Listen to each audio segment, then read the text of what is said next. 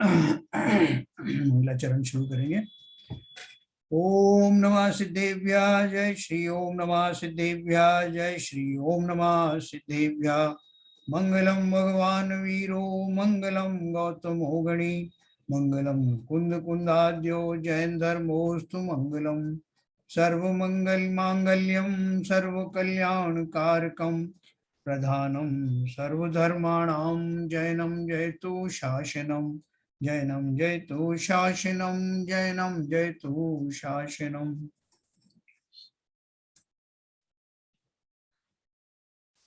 आचार्य अमृतचंद्र कृत दोषार सिद्धोपाय हम लोग पढ़ रहे हैं, जिसके टीकाकार हैं पंडित टोडरमल जी।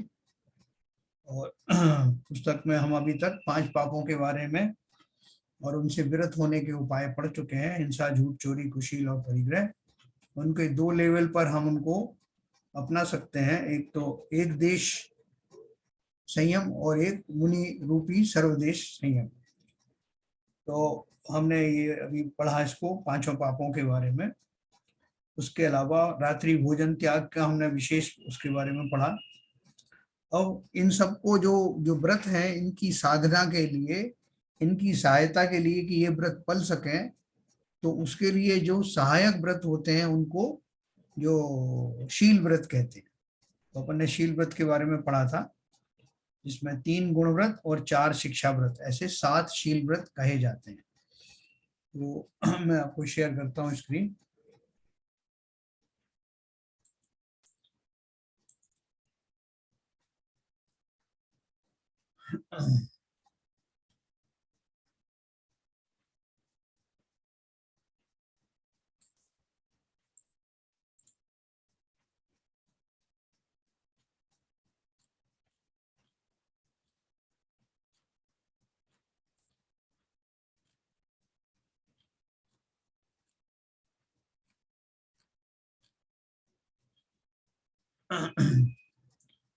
वन 137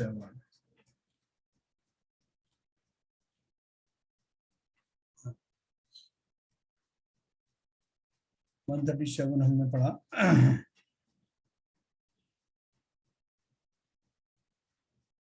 136 में हमने पढ़ा था, निश्चय से जो 7 शील व्रत हैं वे 5 अनुव्रतों की रक्षा करते हैं।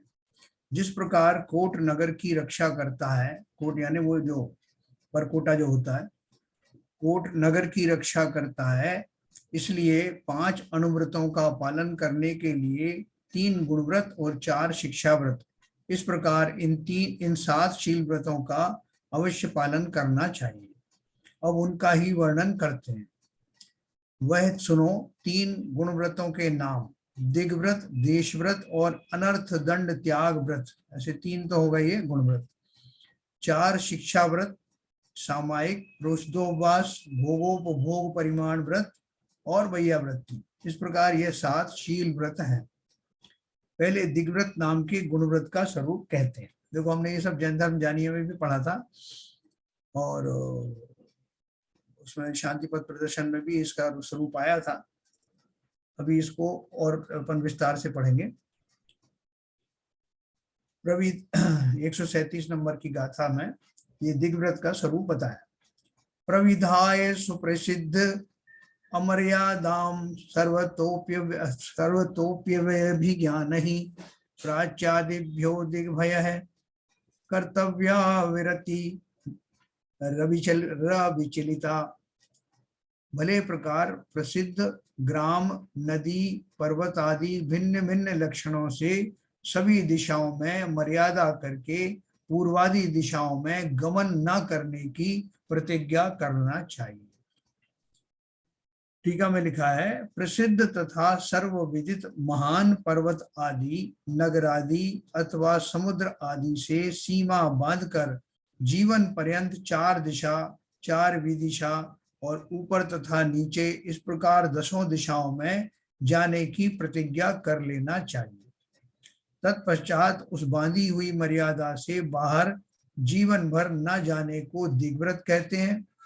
यहाँ पर्वत इत्यादि अथवा हवाई जहाज में बैठकर ऊपर जाने की अपेक्षा ऊर्ध्व दिशा का और कुआं या समुद्र आदि में घुसने की अपेक्षा अधो दिशा का ग्रहण किया गया। देखो मैं आपको इसको समझाता हूँ। ये बोल रहे हैं जो 10 दिशाएं होती है ना, 10 दिशाएं कौन सी होती हैं? 4 तो दिशा अपन जानते ही हैं, पूर्व पश्चिम उत्तर दक्षिण, और 4 विदिशाएं जो होती हैं वो उनके बीच में जो कोने होते हैं वो 4 विदिशाएं कहलाती हैं, आग्नेय आदि जो दिशाएं हैं। और 4 4 8 और ऊपर और नीचे। तो कोई पूछेगा कि ऊपर और नीचे की दिशाएं कैसे बांधेंगे? पहले तो ये जो 4 दिशाएं हैं पूर्व पश्चिम उत्तर दक्षिण, ये आप कैसे बांधोगे? क्योंकि आपके पास स्केल तो है नहीं कि साहब मैं यहाँ से 500 मील आगे नहीं जाऊंगा, 500 मील पीछे नहीं जाऊंगा, या 500 फीट आगे नहीं जाऊंगा, तो वो आप मापोगे कैसे उसको? तो इसलिए उसमें क्या करते हैं कि जो लैंडमार्क होते हैं, जैसे कोई नदी है आपके सामने है, तो आप बोलोगे कि नर्मदा नदी से इतनी जो उसका जो पार्ट है उसके आगे मैं नहीं जाऊंगा, या हिमालय पर्वत की जो है तलहटी तक ही जाऊंगा। ऐसे जो लैंडमार्क हैं उनके से ये सीमाएं बांध लेते हैं। ये समुद्र आदि से है, हिंद महासागर के बाहर नहीं जाऊंगा, या उसके इस दिशा में नहीं जाऊंगा। ऐसे जो बड़े बड़े जो लैंडमार्क हैं उनसे सीमाएं बांध ली जाती हैं। अब सवाल है कि ये जो ऊपर और नीचे की दिशाएं हैं इनका अर्थ क्या है? तो ऊपर और नीचे की दिशाओं का अर्थ क्या लिखा उन्होंने कि जैसे मैं हवाई जहाज में बैठ के ऊपर जाता हूँ, तो आप हवाई जहाज में बैठ कर जाने का आप जो अपना नियम ले सकते हो कि मैं इतना ऊपर ऊंचा नहीं जाऊंगा। मतलब ऊंचे से मतलब क्या है कि अपना जो जमीन है, जैसे कोई 16वें मंजिल पर रह रहा है बिल्डिंग में, 20 मंजिल में रह रहा है, तो वो तो जमीन पर ही है। लेकिन उस जमीन को छोड़ करके जैसे कोई ऊर्ध्व लोक में जाना चाहे, ऊर्ध्व दिशा में जाना चाहे हवाई जहाज से, हेलीकॉप्टर से, तो वहां उसका परिमाण कर लेते हैं वो। फिर नीचे नीचे की दिशा कैसे होगी? कोई गहराई में जाना चाहे, कुएं में उतरना चाहे, समुद्र आदि में उतरना चाहे, तो इस तरह से वो अधो दिशा का जो है इस तरह से ग्रहण किया जाता है। तो ऐसे 10 दिशाओं का जो है वो सीमा बांध दी जाती है। अब दिग्व्रत पालन करने का इन्होंने उसमें लाभ बताया। तो इसकी टीका में भी 137 की टीका में इसमें पुरानी किताब में लिखा है, अच्छे प्रसिद्ध ग्राम नदी पर्वत आदि नाना चिन्हों से सब और मर्यादा को करके पूर्वाधिक दिशाओं में गमन न करने की प्रतिज्ञा करनी चाहिए। प्रथम गुणव्रत का नाम दिग्व्रत है। ये इसमें पता नहीं इसमें भी दिया है क्या? अच्छा उसमें नहीं दिया हुआ है। हाँ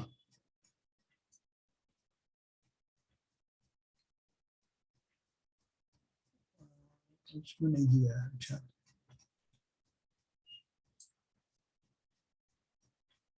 तो देखो इसमें लिखा है, प्रथम गुणव्रत का नाम दिग्व्रत है। दिग्व्रत उसे कहते हैं जिसमें उत्तर दक्षिण पूर्व पश्चिम ईशान आग्नेय नैऋत्य वायव्य अधय और ऊर्ध्व इन 10 दिशाओं में गमन न करने की प्रतिज्ञा यावत जीव के लिए धारण की जाती है।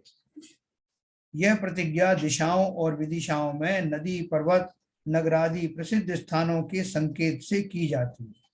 जैसे उत्तर में गंगा नदी, दक्षिण में नीलगिरी पर्वत, पूर्व में छत्तीसगढ़, पश्चिम में खंबात, ईशान में पटना, इस तरह से की जाती है। नियमित स्थानों से आगे नहीं जा सकेगा। और अधो दिशा की प्रतिज्ञा कूप खाती खाती का माने खाती खंतियां जो होती हैं की गहराई से ऊर्ध्व दिशा की मंदिर पर्वताधिक की ऊंचाई से की जाती है। जैसे जैसे यदि किसी पुरुष के अधो दिशा में 50 गज और ऊर्ध्व दिशा में 200 गज जाने की प्रतिज्ञा हो, तो वह 50 गज से नीचे कूपादिकों से तथा 200 गज से ऊंचे मंदिर पर्वतों पर नहीं जा सकेगा। कोई पर्वत के ऊपर में मंदिर बना हुआ है तो वो मंदिर जाने के बहाने से अगर जैसे वो उसको जाना हो तो जा सकता है, लेकिन अगर उसने नियम दिया है कि मैं इतनी ऊंचाई तक नहीं जाऊंगा तो वो उस प्रतिज्ञा से बंध जाता है। ऐसा क्योंकि उसके बहाने से और भी दूसरी जगह भी जा सकता है ना, अगर उसने प्रतिज्ञा में छूट रखी तो। या ऐसे भी रख सकता है कि मैं इतनी ऊंचाई तक जाऊंगा लेकिन सिर्फ मंदिर के दर्शन करूंगा, बाकी जगहों पर नहीं जाऊंगा आमोद प्रमोद के लिए, ऐसा भी कर सकते हैं। अगली गाथा है दिग्व्रत पालन करने का फल।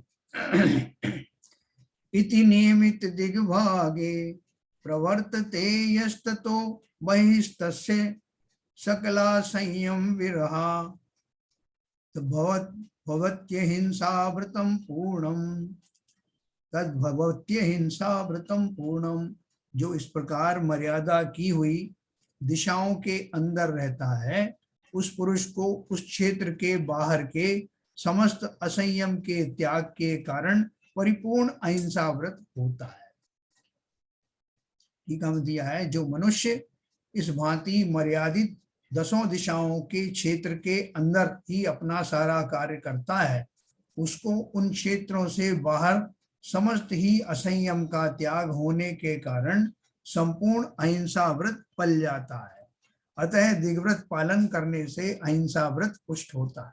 देखो ये तो अपन लगा के देख सकते हैं, अगर मैंने जैसे संयम की अपनी जो सीमाएं बांध ली कि मैं इतनी दूर तक नहीं जाऊंगा, यहाँ पूर्व में इतनी दूर तक, पश्चिम में इतनी दूर तक, दक्षिण और उत्तर में इतना, विदिशाओं का सबका अगर मैंने अपनी मर्यादा बांध ली, तो उतने क्षेत्र की जो मैं जाने से जो हिंसा होती, उनके जीवों से बातचीत करने की जो हिंसा होती अगर मनुष्य आदि हैं तो, या वहां पे गमन करने से जो हिंसा होती, सब तरह के जो उनसे वाद विवाद आदि होता, सबसे बचत हो गई। तो उन दिशाओं के अंदर ही अंदर मैं कार्य कर रहा हूं, उसके बियॉन्ड जितना भी है उन सब की हिंसा से मैं बच जाता हूं।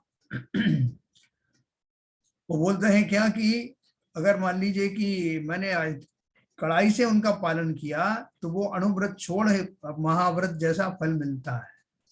लिखा है ना, जो मनुष्य इस भांति मर्यादित 10 दिशाओं के क्षेत्र के अंदर ही अपना सारा कार्य करता है, उसको उन क्षेत्रों से बाहर समस्त ही असंयम का त्याग होने के कारण संपूर्ण अहिंसा व्रत पल जाता है। अतः दिग्व्रत पालन करने से अहिंसा व्रत पुष्ट होता है। अभी जो मैंने आपको क्यों मत बोला कि कड़ाई से करने का अर्थ क्या है? कड़ाई से करने का अर्थ यह है कि उसमें कोई संधि मत निकालना। जैसे उस क्षेत्र के बाहर में कोई व्यक्ति खड़ा हुआ है और आपने वहां से नियम लिया हुआ है, तो आप उसको इशारे से बोलो कि भैया इधर ये चीज फेंक देना जरा मेरी तरफ, या आपने पत्थर फेंक करके वहां इशारा किया कि मैं कुछ चाहता हूं, वो सब भी नहीं चलेगा। किसी भी तरह का राग या द्वेष उस क्षेत्र के बियॉन्ड होना, मन से, वचन से या काया से, सभी उसमें उस व्रत को भंग करता है, दोष लगाता है। और जिसने उसको कड़ाई से पालन किया, उसकी जो मेन भाव है उसको जो समझ गया, उसका जो पालन होता है वो महाव्रत जैसा होता है। अब देश व्रत नामक गुण व्रत का स्वरूप देखो, अपन जो गुण व्रत का अपन जो पढ़ रहे हैं ना भेद, तो गुण व्रत में ये दूसरा भेद है। दिग्व्रत के बाद देश व्रत। देश व्रत क्या है? देश का अर्थ क्या है? पार्शियल। तो देखो इसका अर्थ क्या होता है, तत्रापि च परिमाणम ग्रामापण भवन पाटकादीनां प्रविधाय नियत कालम करणीयम विरमणम देशात। और उस दिग्व्रत में भी ग्राम, बाजार, मकान, मोहल्ला इत्यादि का परिमाण करके मर्यादा किए हुए क्षेत्र से बाहर अपने निश्चित किए हुए समय तक जाने का त्याग करना चाहिए। देखो इसमें दो बातें हैं, एक तो टाइम बाउंड है और दूसरा ये कि जो आपने नियम लिए थे उनमें भी किसी दिन विशेष में और भी कमी कर देना उस सीमा में।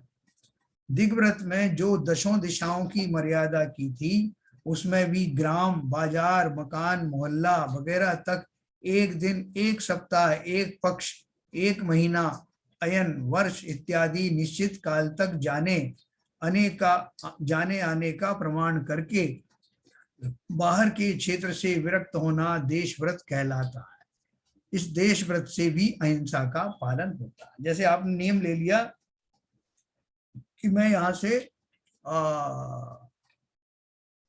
खारघर से बाहर नहीं जाऊंगा, खारघर से बाहर जाने का आपने नियम ले लिया कि 1 साल तक मैं नहीं जाऊंगा।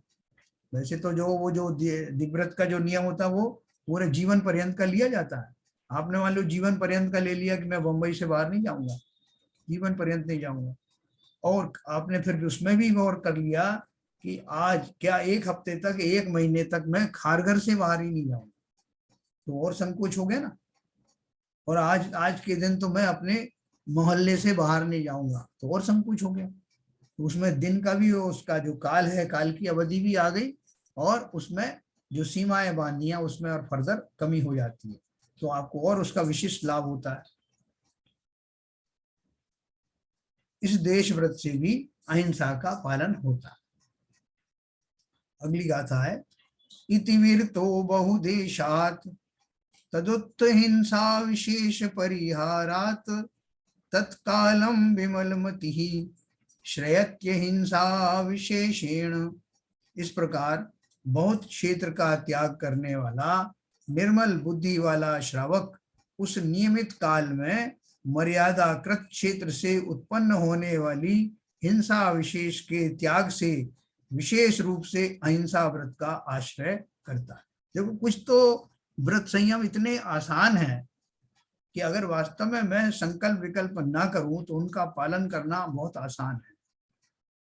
आपको जो है अपने आवश्यकता का सामान सब अपने क्षेत्र में मिल जाता है, तो वो उसको इसके लिए परिणाम क्यों करना है इधर उधर जाने के। अगर हम उसको संकल्प लेना चाहें तो हमारा कुछ काम बाधित नहीं होता, और काम बाधित ना होने के साथ साथ और हिंसा जो हमारी टल जाती है। तो बिना कुछ ज्यादा किए आपको इस हिंसा से आप बच सकते हैं और अहिंसा व्रत का पालन हो जाता है।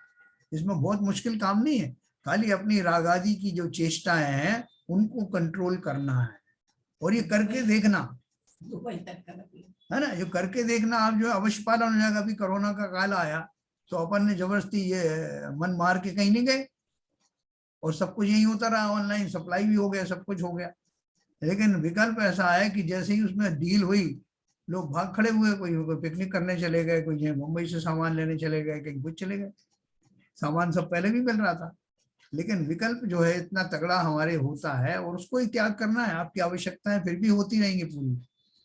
तो इस तरह से हमें ये त्याग की आदत डालनी चाहिए।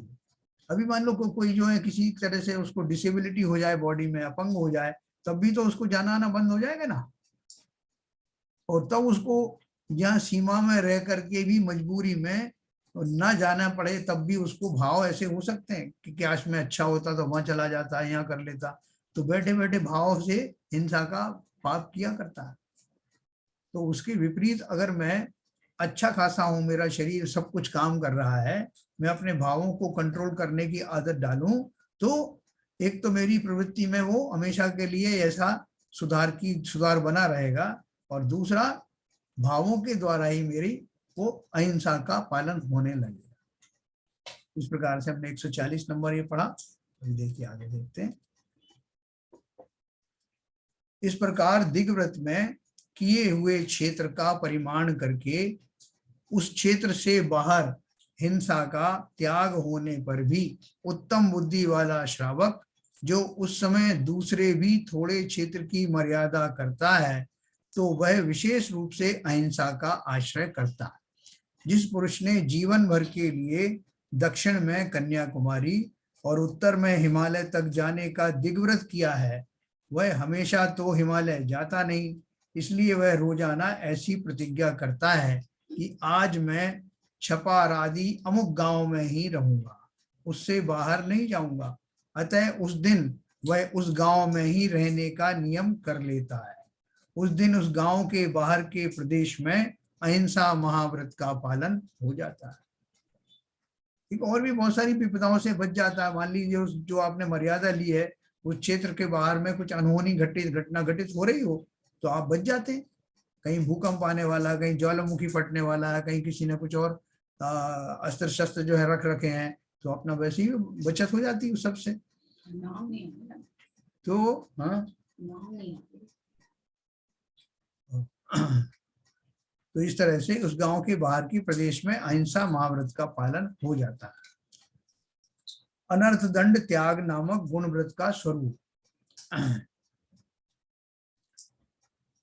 अनर्थ दंड त्याग नामक गुण व्रत का स्वरूप। अभी देखो तीसरा गुण व्रत है अनर्थ दंड त्याग।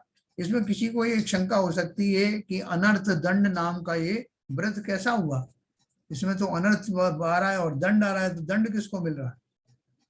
तो देखो इसका जो नाम लिखा है अनर्थ दंड का, उसको समझाने के लिए आपकी सुविधा हो जिसमें, इसके लिए मैंने उस अनर्थ दंड को इस तरह से रखा है। अनर्थ दंड या बिना किसी प्रयोजन या अर्थ के जीवों को दंड देने का पाप। आप उसको इस तरह से समझ लेंगे तो समझ में आएगा, क्योंकि जीवों को हमारी हिंसा के माध्यम से जीवों का ही नुकसान तो होता ही है ना किसी रूप में, चाहे वो स्वजीव हो या परजीव हो, सभी का उसमें नुकसान होता है, इसलिए उनकी हिंसा होती है। अनर्थ दंड करते बिना प्रयोजन के इस तरह की कार्रवाई करना। अनर्थ दंड त्याग नामक गुण व्रत का स्वरूप। बिना प्रयोजन पाप के उत्पन्न करने के त्याग को अनर्थ दंड त्याग व्रत कहते हैं। उसके 5 भेद हैं: अपध्यान त्याग व्रत, पापोपदेश त्याग व्रत, प्रमादचर्या त्याग व्रत, हिंसा दान त्याग व्रत और सुश्रुति त्याग व्रत। ऐसे ये 5 इसके भेद हैं अनर्थ दंड त्याग के। इसमें से मैं आपको एक पढ़ूंगा, फिर अपन चर्चा करेंगे। अपध्यान अनर्थ दंड त्याग व्रत का स्वरूप। अपध्यान किसे कहते हैं? अपध्यान माने बुरा ध्यान, खोटा ध्यान। पापर्दी जय पराजय संगर्गर परदार गमन चौर्याद्याः न कदाचिनापि चिन्त्याः पाप फलम केवलम यस्मात्। शिकार, जय, पराजय, युद्ध, परस्त्री गमन, चोरी आदि का किसी भी समय चिंतन नहीं करना चाहिए, कारण कि इन अपध्यानों का, अपध्यानों ने खोटे ध्यानों का मात्र पाप ही फल है, इसे लाभ कुछ होने वाला नहीं है। इस तरह का चिंतन करने मात्र से आपको बहुत हिंसा का दोष लगेगा, है ना। आपने किया कुछ भी नहीं और आपको दोष लग गया। शिकार करने अर्थात इस जीव को इस प्रकार मारें ऐसा भाव करना, संग्राम में किसी की जीत और किसी की हार, परस्त्री गमन करने का चिंतन अथवा चोरी करने का इत्यादि खराब खोटे कार्यों की, जिनके करने से मात्र पाप ही होता है, उनका कभी भी चिंतन नहीं करना चाहिए। अतः जिस बात का विचार करने से केवल पाप का ही बंधन होता है, उसे ही अपध्यान कहते हैं। विचार करने से, जिस बात का विचार करने मात्र से केवल पाप का ही बंधन होता है, उसे ही अपध्यान कहते हैं। और स्वरूप में विशेष सावधानी द्वारा उसका त्याग करना ही अपध्यान अनर्थ दंड त्याग व्रत है। थोड़ा सा मैं अगर विचार करूं कि मेरे इस चिंतन के द्वारा मुझे अत्यंत पाप का बंध हो रहा है, या इस तरह से करना चाहिए, इस तरह से जो है सलाह देना चाहिए कि अपन किसी को ठगने के भाव आ जाए, किसी को हराने के भाव आ जाए। शिकार आदि के भाव तो पहले होते ही थे राजा लोगों के, जिनके भी हो, और चोरी आदि को ऐसे किया जाए, इसमें ऐसे बचा लूं, उसको वैसे बचा लूं, इस तरह करूंगा तो मेरी ये बचत हो जाएगी। राजकीय मापदंडों को नहीं मानना, नियमों में हेरा फेरी करना, उनमें से संधि निकालना, ये सारी चीजें इसी जाति की होती है। और इनसे बिना कारण आप कर भी नहीं पाओगे, लेकिन चिंतन मात्र से विशेष बंध होता है। एक मैं और सुनाऊंगा आपको, पापोपदेश नामक अनर्थ दंड त्याग व्रत का स्वरूप। पीछे देखना कितना बज रहा है।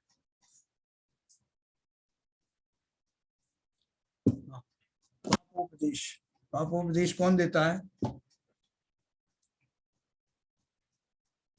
विद्या वाणिज्यमशी कृषि सेवा शिल्प जीविनाम पुंसाम पापोपदेश दानम कदाचित अपि नैव वक्तव्यम। विद्या, व्यापार, लेखन, कला, खेती, नौकरी और कारीगरी से निर्वाह चलाने वाले पुरुषों को पाप का उपदेश मिले ऐसा वचन किसी भी समय नहीं बोलना चाहिए, है ना।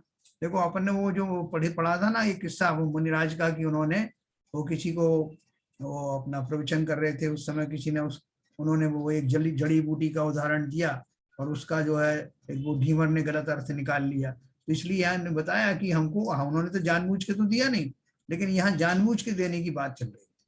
विद्या, व्यापार, लेखन, कला, खेती, नौकरी और कारीगरी से निर्वाह चलाने वाले पुरुषों को पाप का उपदेश मिले ऐसा वचन किसी भी समय नहीं बोलना चाहिए।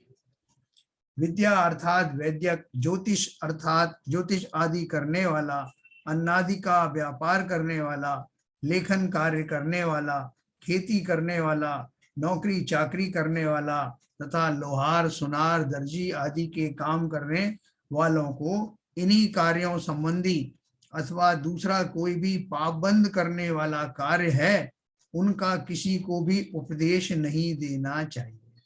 इसी को पापोपदेश अनर्थ दंड त्याग व्रत कहते हैं, है ना। अनर्थ दंड त्याग का पापोपदेश वाला ये भेद है। श्रावक गृहस्थ अपने कुटुंबियों को, भाई बंधुओं को, सगे संबंधियों को अथवा जिनके साथ अपना प्रयोजन है उनको तथा अपने साधर्मी भाइयों को जीवन निर्वाह करने के लिए अवश्य व्यापार आदि का उपदेश देकर निमित्त संबंधी चेष्टा कर सकता है। परंतु जिनके साथ अपना कोई भी प्रयोजन नहीं है, कम से कम उन्हें तो उपदेश नहीं देना चाहिए। ये बोल रहे हैं जितना अवॉइड कर सकते हो करो। इवन सगे संबंधियों को भी जरूरत नहीं है, लेकिन आपका बेटा है, अब आपको वो कोई व्यापार करना चाहता है तो आप उसको किंचित उपदेश दें, लेकिन उसमें विशेष तौर से सावधानी रखें। जैसे आपने उस किसी को उपदेश दे दिया कि बेटा ऐसा है कि ये जो पेस्टिसाइड और ये होते हैं इंसेक्टिसाइड, इनके धंधे में बहुत लाभ है आजकल, ये करो, तो उसमें कितनी हिंसा का व्यापार है वो। और उसमें आपने विशेष दे दिया कि देखो तुम्हारा अन्न जो है सड़ जाएगा, तुम ऐसा इंसेक्टिसाइड डालो इसमें या पेस्टिसाइड डालो, तो उसमें ये सब हिंसा का दोष लगता है। तो इसलिए बहुत सोच समझ करके इन चीजों का उपदेश देना, सलाह देना। अभी देखो जो सत्ता में है, कोई मंत्री बन गया, प्रधानमंत्री बन गया, तो अब उनको सब कुछ मजबूरी बस जो मत्स्यालय है, मछली पालन के जो केंद्र हैं, उनका उपदेश दिया जाता है। इतने इतने आपकी सुविधा के लिए इतने मछली केंद्र बना दिए गए हैं, और मछुआरों से विनती है कि वो उन केंद्रों में जाएं और आप वहां से मछलियां खरीदें या वहां बेचें, यही सब जो बात कही जाती ना। तो भले ही वो जो शासक है वो जैन ही क्यों ना हो, अगर इस तरह का उपदेश वो दे रहा है तो उसको पूरा का पूरा दोष लगेगा। तो आप बोलोगे साहब वो तो उसकी मजबूरी है, वो तो मंत्री है इसलिए दे रहा है। तो किसने बताया उसको, बोला कि तुम ऐसे मंत्री बन जाओ, है ना। कोई होटल मैनेजमेंट वाले जो बन जाते हैं, उसमें वहां पे मांसाहार बनाना सीखते और सिखाते हैं, उसका दोष लगता कि नहीं। तो अपनी आजीविका का चयन भली प्रकार करना, और जिनको ये आजीविका का आप उपदेश देते हो, सलाह देते हो, उसमें भी बहुत सतर्क रहना। अपने उपदेश के द्वारा अनंत जीवों का कहीं घात ना हो, इस तरह का कोई उपदेश मत देना। देने से पहले 10 बार सोचना। इस तरह से हमने ये अनर्थ दंड के 2 भेद सुने। अब हम चर्चा करेंगे फिर बाद में प्रमादचर्या के बारे में कल पढ़ेंगे।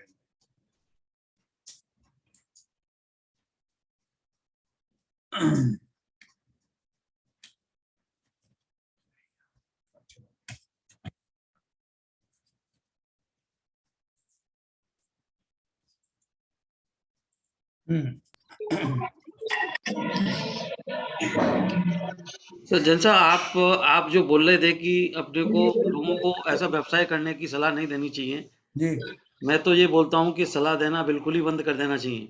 नहीं अब ये आपका बेटा ही है तो बेटे को तो आप दोगे ना सलाह। नहीं बेटे को सलाह मतलब ये तो सलाह आप वो तो हम करते ही हैं हाँ और जैन कुल के हिसाब से, लाकि जो हम बहुत लोगों को सलाह देने पहुंच जाते हैं तो वो उसमें भी बहुत सारा हमको वो लग जाता है, क्योंकि कोई भी सलाह देने में अभी हर चीज के अंदर, हर दवाई में, हर चीज में उसमें कहीं ना कहीं हिंसा का उपयोग हो रहा है।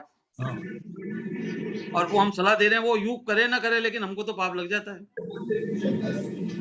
बिल्कुल। और जो आपने जो बताया अभी ये जो ये रस्सी पालन भी इसमें आएगा क्या, देश व्रत में आएगा क्या? कौन सा? रस्सी पालन, कृषि जैसे लोग, कृषि। बहुत से लोग रस पालते हैं, हाँ आज मीठा नहीं खाएंगे, कल तेल नहीं खाएंगे, परसों घी नहीं खाएंगे, हाँ तो वो क्या देश व्रत में माना जाएगा? नहीं। हाँ, रस त्याग तो वो इसमें कहाँ मिला रहे हैं आप उसको, रस त्याग तो अलग चीज है ना।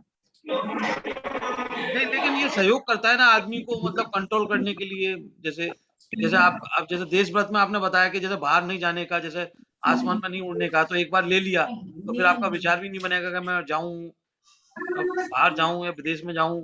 हाँ तो उससे कंट्रोल आता है, ऑटोमेटिकली कंट्रोल आ जाता है उससे। हाँ तो वैसे ही जैसे और भी सहयोगी जो छोटे छोटे व्रत होते हैं, तो उनसे तो ये ये देश व्रत में नहीं आएगा, हाँ ठीक है। ये अलग आएगा, रस परित्याग, वृत्ति परिसंख्यान आदि अपन पढ़ेंगे ना, अभी वो सब आएगा। ठीक है। देखो इसमें जो है ना हमारा, मैंने आपको 2 चीजें मुख्य बताई एक तो अनर्थ दंड में जो है निरर्थक होने वाली क्रियाएं हैं जिनकी आवश्यकता नहीं है उनको टालना, ये अनर्थ दंड व्रत मैंने आपको बताया। उसके पहले बताया था दिग्व्रत देश व्रत। तो दिग्व्रत देश व्रत के बारे में तो सबको कोई शंका होगी नहीं, ये तो सिंपल चीज है कि हम उस क्षेत्र की मर्यादा कर लें तो मर्यादा के अंदर ही रहना, उतने ही हमारी हिंसा जो लिमिटेड हो जाएगी, ये तो हम कर सकते हैं। ये तो छोटे-छोटे 2 महीने 4 महीने के लिए भी कर सकते हैं, यदि नहीं जाना है तो आप छोड़ सकते हैं। नहीं तो ये तीर्थ यात्रा भी बंद हो जाएगी इसमें तो। नहीं, आप उसमें नियम रख सकते हैं ना कि जो मैं पूर्व में सोमेश्वर जी की दर्शन, उस बहुत लिमिटेड कर सकते हैं आप, लिमिटेड कर सकते हैं। हाँ, कि पूर्व में मेरा ये सब चीजों का त्याग है एक्सेप्ट सोमेश्वर जी की वंदना, ऐसे कर सकते हैं अपन। किसी को टैक्स की सलाह देना भी गलत हो जाएगा। बिल्कुल, टैक्स बचाने की जो सलाह है, राजकोष से पैसा बचाने के भाव है ना। हाँ। तो अगर नियमानुसार आप कर रहे हैं, जो प्रोविजन दिए हुए हैं जिसमें कोई चोरी की आपके भाव नहीं है, आप उनमें जो दिए हैं प्रोविजन उनमें करिए, कोई दिक्कत नहीं। क्या हरभजन साहब? नहीं सर, ये बढ़िया है। हाँ ये बहुत सिंपल है जैसे आप कह रहे हैं ना जी, और उसमें समझने की बात इतना ही है कि आप अपनी लीगल लैंग्वेज, अपनी पूरी परिभाषा पूरी तरह से पहचान के दें। देखो मैं आपको बता रहा हूँ, दो चीजें बहुत सरल हैं और बहुत महान हैं। सरलता से पालन करने वाले महान जो व्रत हैं उनमें एक तो ये मैंने आपको बताया, दिग्व्रत देश व्रत, क्योंकि आपको जाना नहीं है, निरर्थक अपने भावों को रमा रहे हो, आपको कोई जरूरत ही नहीं। और दूसरा है तप, स्वाध्याय नाम का तप, जो कि सब ध्यान से जस्ट नीचे वाला तप है, उसके बाद सिर्फ ध्यान ही रह जाता, सर्वोत्कृष्ट। इतना उत्कृष्ट तप और स्वाध्याय जिसका नाम है, आप भली प्रकार से थोड़ी भी रुचि लेंगे तो वो तप आपका सार्थक हो जाएगा। और इधर ये दिग्व्रत देश व्रत, इसमें क्या मुश्किल है? कहते हैं हींग लगे ना फिटकरी रंग चोखा, इसमें आपको कुछ विशेष करने की जरूरत नहीं है और ये पालन होगा अवश्य। ऐसे बहुत सारे आप खुद खोजेंगे जब हम चर्चा करेंगे, इनमें से आप अपनी अपनी रुचि के अनुसार बोलेंगे कि ये तो सरल है, ये मैं कर सकता हूँ। परिग्रह परिमाण व्रत की अपन ने बात करी थी अभी, और आगे भी करेंगे, जिसमें अपन कर सकते हैं कि मैं साल भर में 1000 कपड़े पहनूंगा। पहन सकते हो 1000? रात को जाए निद्रा में मतलब ये सौगंध ले ले अपन इस चीज के। हाँ, निद्रा के समय, सोने के टाइम ना। हाँ वो भी लेते हैं बहुत से, जैसे भोजन का लेते हैं कि भाई सोने, जो मैं सोने के बाद नींद में इस तरह के भाव नहीं करूंगा जानबूझ करके, भोजन मेरा बंद, इतने बजे। हाँ, चारों प्रकार का आहार का त्याग। अब इसमें कोई कह सकता है ये तो छल है, क्योंकि आप सो गए तो फिर आपको क्या पता, और आपने नियम ही इस तरह से लिया है कि जब उठूंगा तब अपने आप खाने लगूंगा। लेकिन एक्चुअली उसका जो भाव है वो ये है कि कम से कम उतने देर तक मैं किसी नियम से बद्ध रहूंगा, संकल्प पूर्वक उनका मेरा त्याग है, ऐसा। सही क्या जाता है, संकल्प पूर्वक जो त्याग होता है उससे ही कॉन्फिडेंस आता है आपको आगे बढ़ने के लिए। ये बात तो ये बहुत सिंपल जो अपन जो पढ़ रहे हैं ना अभी, अपन जो समझ चुके हैं, ये मुश्किल कुछ भी नहीं है। तो इसमें छोटे-छोटे भी ले सकते हैं, मतलब बिल्कुल छोटे लोग, इतने बढ़िया। देखो जिन लोगों को नहीं पता है, जिनका जो दर्शन में ये चीजें बताई नहीं गई हैं, उनको तो बेचारे को क्या कहें। हम तो इस महान दर्शन में, इस उस संप्रदाय में जन्मे हैं जो इस दर्शन का पालन करता है, और हमको ये सारी चीजें अवेलेबल हैं कि कैसे हिंसा होती है, कैसे पाप का बंद होता है, और हमको सारे नियम मालूम हो गए। इसलिए हम उनका पालन ना करें तो हमसे ज्यादा भाग्यहीन कौन है। हमें तो कितना बढ़िया माल मिला है, ये सारा पूरा एनसाइक्लोपीडिया मिला है, तो उसका फायदा अवश्य उठाना। और इसमें एक और चीज है, मुझे ऐसा लगता है, याद आ रहा है कि इसमें कुछ ऐसे नियम होते हैं कि कुछ हमेशा के लिए जाते हैं, कुछ तात्कालिक तौर पर, जैसे 1 महीने तक मैं यहाँ पे यात्रा नहीं करूंगा, या जैसे मुनि महाराज लेते हैं। हाँ, तो तो बताया कि दिग्व्रत जो लिया जाता है वो जीवन पर्यंत लिया जाता है, और देश व्रत उसके अंदर, विद इन दैट। अंकल जी, हाँ बोलिए। ये जो अपन नियम लेते हैं ना, रात में आंख बंद होने से आंख खुलने तक 4 प्रकार के आहार सब त्याग करते हैं, जी उसमें ये भी भाव नहीं, मतलब ऐसा उसका त्याग का ये फल है कि आज का हमने देखा है, कल किसने देखा है। यदि उसी बीच हमारी, हम ये संकल्प में हमेशा बोलते इसी बीच हमारी मृत्यु हो जाए, हाँ तो यदि मृत्यु हो जाती है तो हमारा ये त्याग हमारे साथ जाएगा हमारा। हाँ हाँ सबसे बड़ा बेनिफिट एक्चुअल में ये है, रात में आंख बंद होने से आंख खुलने तक का त्याग का। नहीं, वो कहते भी हैं कि अगर जीवन रहा सुबह तक तो मैं भोजन ग्रहण करूंगा, वरना नहीं। ऐसा भी कहते हैं लोग। उसका अर्थ ही है जैसा आप हाँ, कह रही हैं, वही अर्थ है। हाँ देखो ये जो संकल्प है हाँ, ना, मतलब अंदर भाव जब ये त्याग करते हैं ना, तो भाव यही लेके कि यदि इसी बीच हमारी मृत्यु हो जाए तो हमारा सभी, मतलब जो तन पे कपड़े हैं, जिन वस्त्रों का हम सोते समय यूज कर रहे हैं, उनको छोड़कर बाकी सभी परिग्रह का त्याग है, और इसी बीच मृत्यु हो जाए तो जो हम यूज कर रहे हैं उसका भी त्याग है। आपने बहुत सही कहा। देखो प्रमिला, ऐसा है कि ये वास्तव में पदार्थों का त्याग नहीं है, ये तो मेरे तृष्णा भाव का, मेरे रागों का त्याग है। पदार्थों को क्या हम छोड़ेंगे और क्या अपनाएंगे? उनके प्रति होने वाली मेरी गृद्धता, उनके प्रति होने वाला मेरा अनुराग, उसी का तो त्याग होता है। ठीक है जब ना? तक हाँ जब सोने से लेके हाँ जगने तक का त्याग है, तो इसका मतलब इस पीरियड में हम संयमी बने रहेंगे। हाँ, और क्या? और संयमी होगा। अगर हमारे इस बीच में बाई चांस अगर आपकी मौत भी हो जाती है, हाँ। या कोई बात अनहैपनिंग होती है, तो हम संयमी के रूप में ही हमारे साथ व्यवहार होगा। ऐसा मतलब ये हुआ। हाँ, इसमें कोई छल करे, मान लो कि साहब ऐसा है, मैं तो सिर्फ सोते सोते का ही नियम लेता हूँ, जागने के बाद का कोई नियम नहीं लेता, अगर रात में पूरी कर लेता हूँ सब नियम जितने भी करना।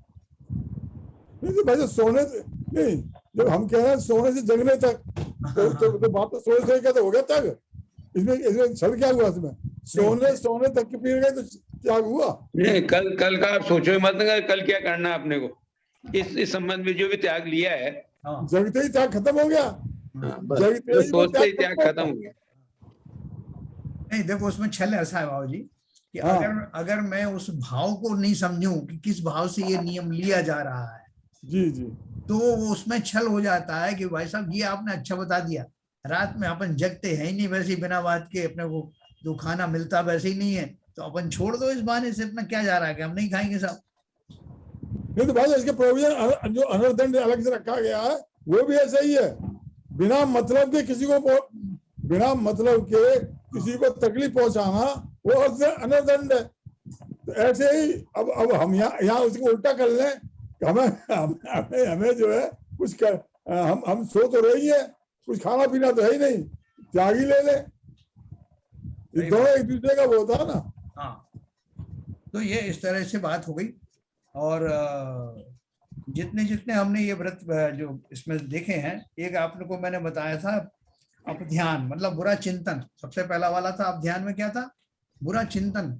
चिंतन के माध्यम से मैं कितनी हिंसा करता हूं, खोटा चिंतन। खोटा चिंतन। आप सिनेमा देख रहे हैं और सिनेमा देखते ही आपको, या सीरियल देख रहे हो, आपके भाव अवश्य बिगड़ते हैं।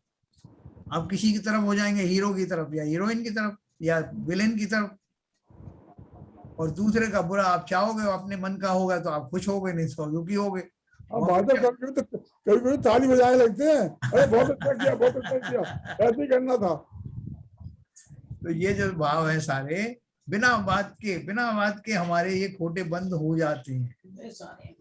और फिर हम जब उसको भोगते हैं ना, तो हम कहते हैं कि हे भगवान, मैंने तो कभी ऐसा भाव किया ही नहीं, मेरे साथ ये क्यों घटित हो रहा है, मैंने तो किसी का नुकसान किया नहीं। ऐसे अनजाने में ही भावों के द्वारा मेरी कितनी हिंसा का बंध होता है।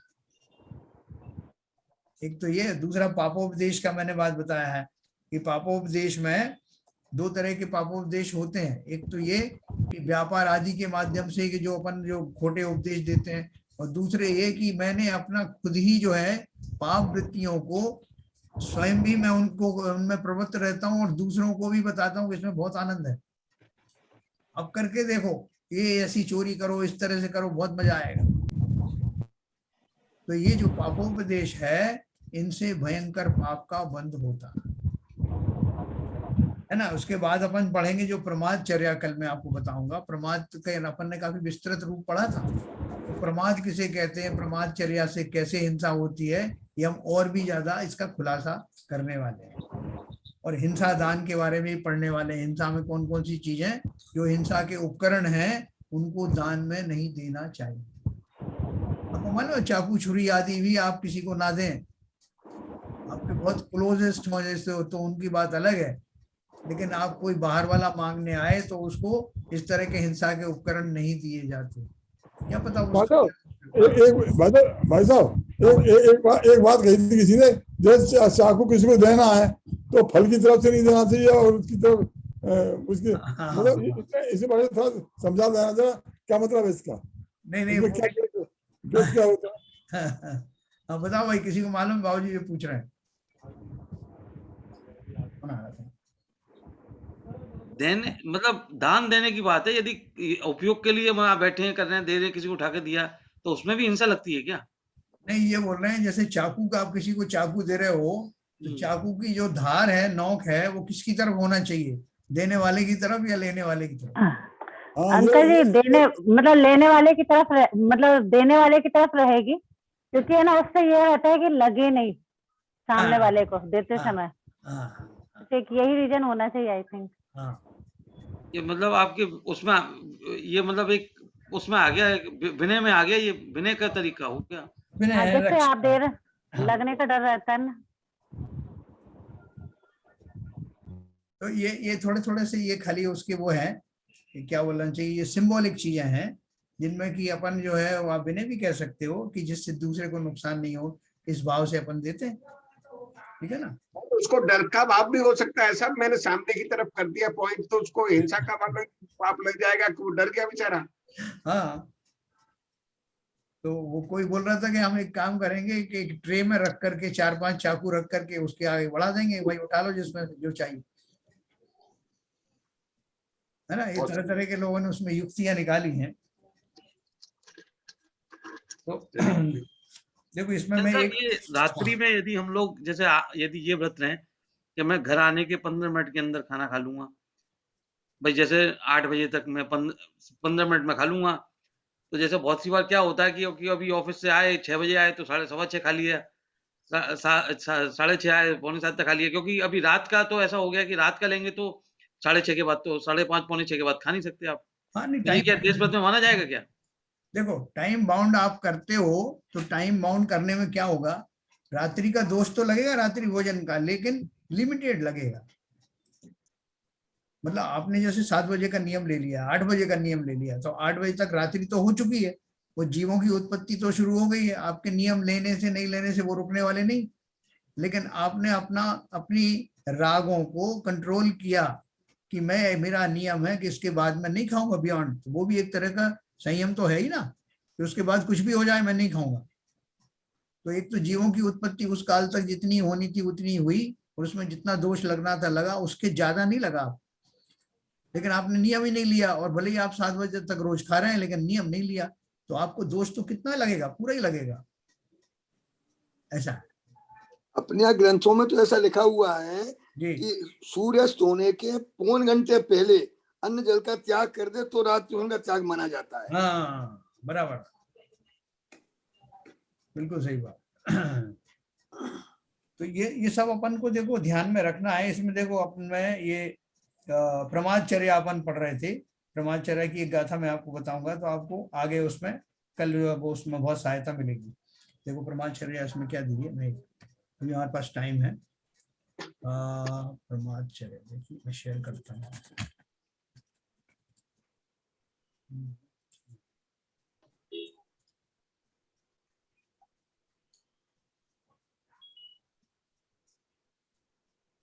हाँ ये देखिए,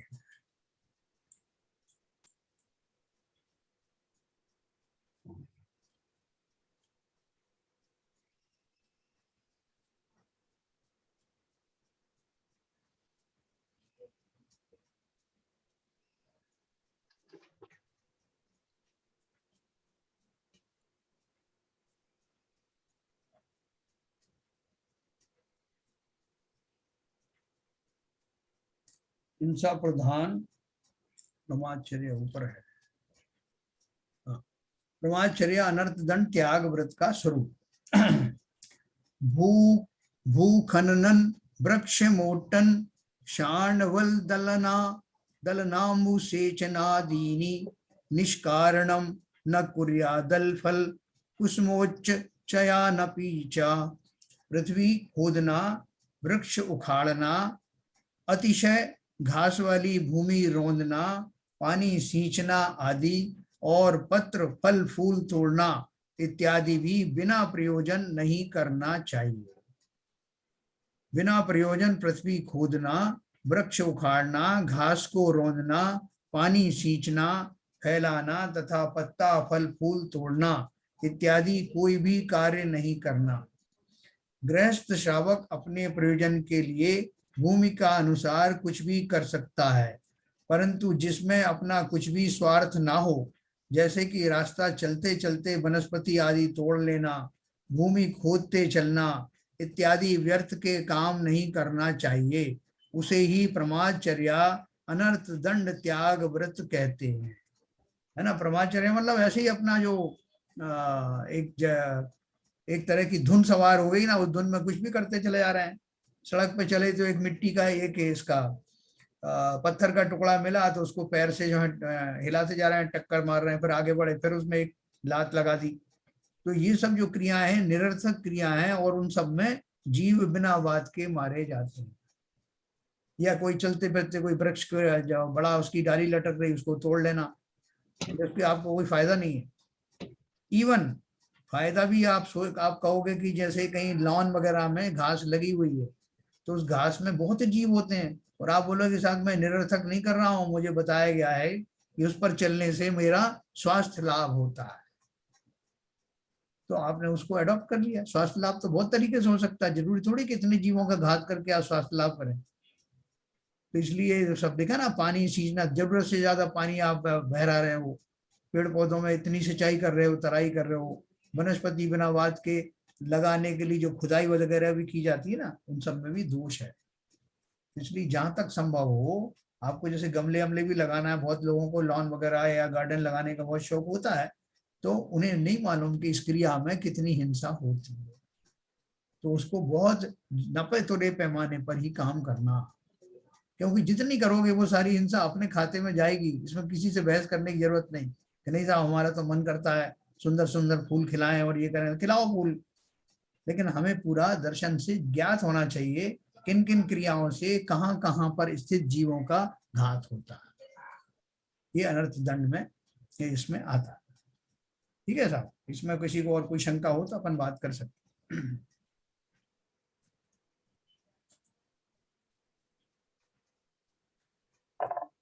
सर मेरा एक प्रश्न था दिग्व्रत देशव्रत के ऊपर। हाँ बोलिए। जैसे सर अगर मान लिया किसी ने ये नियम लिया हुआ है लेकिन वो भावना ऐसी बात है कि मुझे विधेय क्षेत्र में जाके मोक्ष को प्राप्त होना है और दिग्व्रत देशव्रत लिया हुआ है, तो दोनों चीजें मतलब विधेय क्षेत्र तो बहुत दूर हो गया,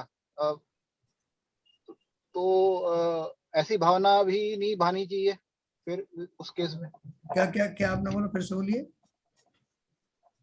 सर कोई दिग्व्रत देशव्रत अगर आप लेते हो और हाँ। फिर आप ये भावना भाते हो कि मेरा काश विधेय क्षेत्र में जन्म हो और मैं विधेय क्षेत्र में जाके मोक्ष को प्राप्त हूँ।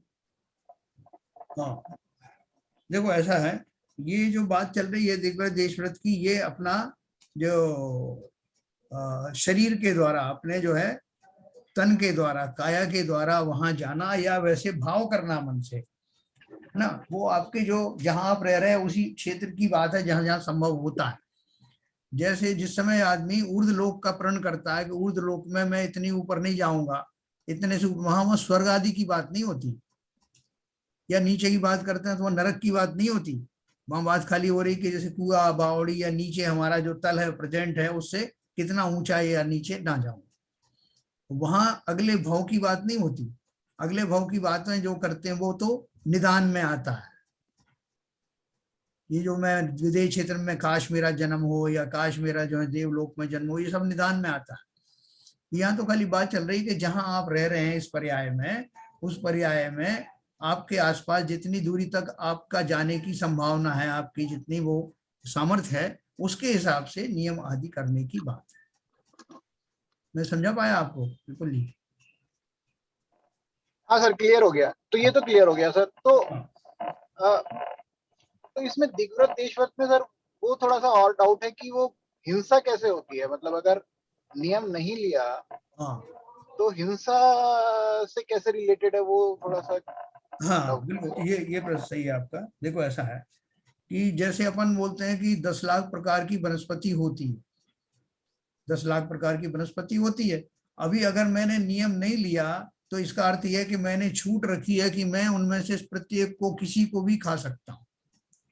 तो दोष किसका लगता है? मेरे भावों का दोष लगता है कि मैंने अपने आप को इतना छुट्टा रख दिया है कि मैं किसी तरह से अनुशासित नहीं हूं, मैं किसी को भी खा सकता हूं, कोई भी वनस्पति, मेरा कोई त्याग नहीं है, चाहे अनजाना फल हो, चाहे जो दोषपूर्ण जो पाकर आदि फल हो, चाहे जमी कंद हो, सब मैं खा सकता हूं। ये मैंने रखा भी प्रोविजन इसीलिए कि पता नहीं कब मेरा मन हो जाए, इसलिए मैं उनको छुट्टा रखना चाहता हूं। तो उस प्रोसेस में उन सबको खाने का राग बना हुआ है, इसलिए उन सब का दोष मुझे लगता है।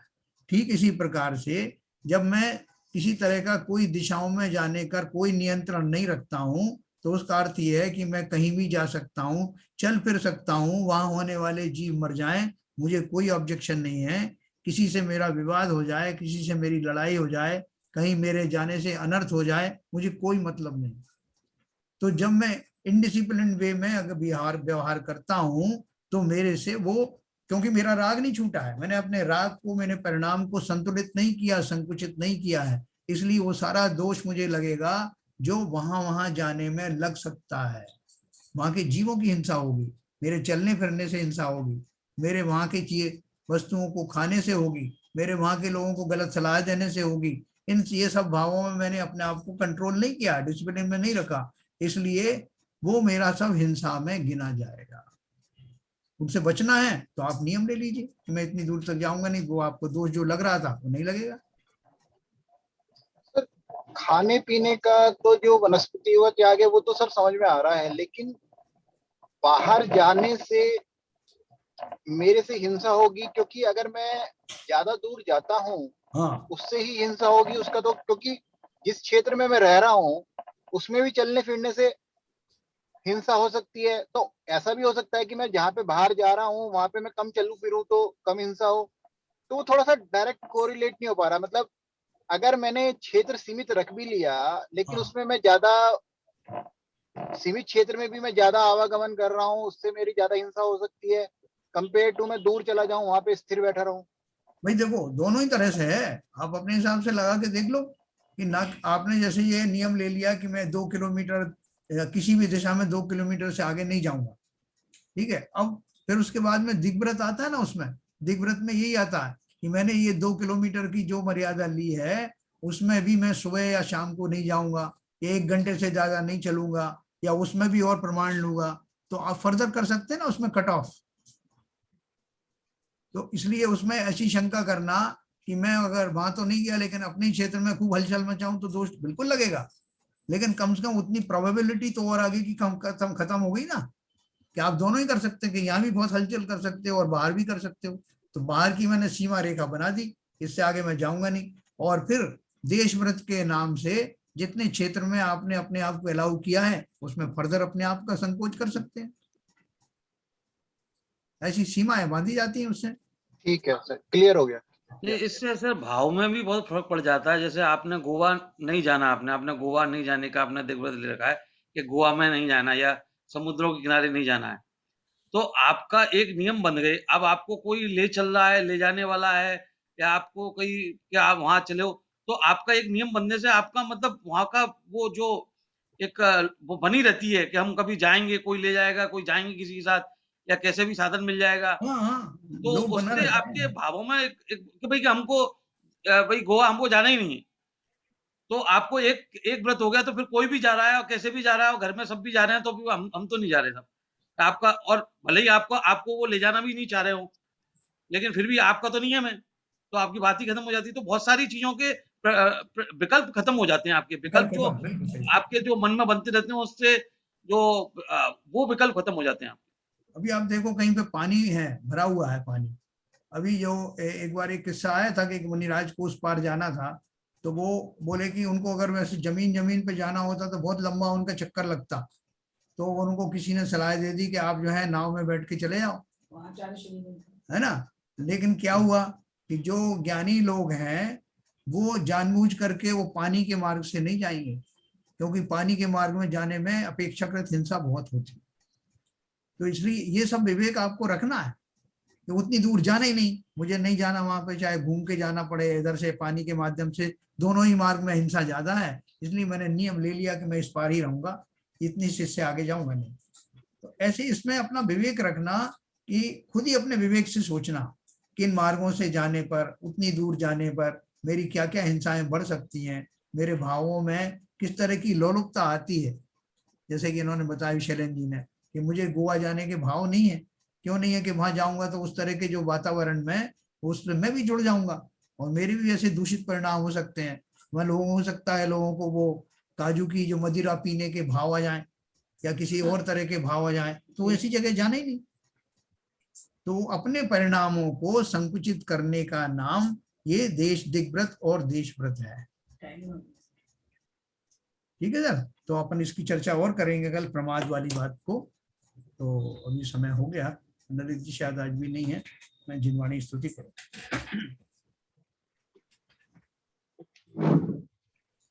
मिथ्यात्म नाश वे को ज्ञान के प्रकाश वे को आपा परभास वे को भानु सी बखानी है। छाहो द्रव्य जान वे को बंधु विधि भान वे को स्वपर पिछान वे को परम प्रमानी है। अनुभव बताए वे को जीव के जताए वे को काहू न सताए वे को भव्य और आनी है। जहाँ तहाँ तार वे को पार के उतार वे को सुख विस्तार वे को यही जिनवाणी है। हे जिनवाणी भारती तो हे जपो दिन रैन, जो तेरी शरणा गए सो पावे सुख चैन। जावाणी के ज्ञान ते सूझे लोकालोक, सो वाणी मस्तक धरूं सदा देत हूँ धूप। जिनवाणी माता की जय। जय हो जय हो। नमस्कार।